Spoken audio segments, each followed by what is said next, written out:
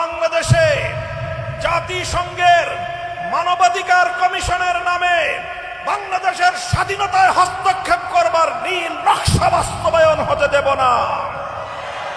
মানবাধিকার কমিশনের ঐতিহ্য আমরা জানি, তাদের এজেন্ডা এবং উদ্দেশ্য সম্পর্কে আমরা অবহিত রয়েছি।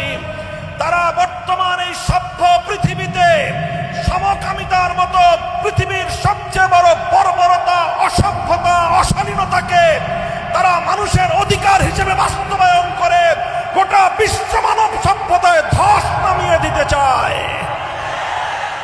যদি বাংলাদেশ প্রয়োজন মনে করে হেফাজতে ইসলাম, তাহলে সেক্ষেত্রে ইসলাম মানব সভ্যতা এবং দেশের স্বাধীনতা রক্ষা করার জন্য মানবাধিকার কমিশনের অফিস প্রতিষ্ঠার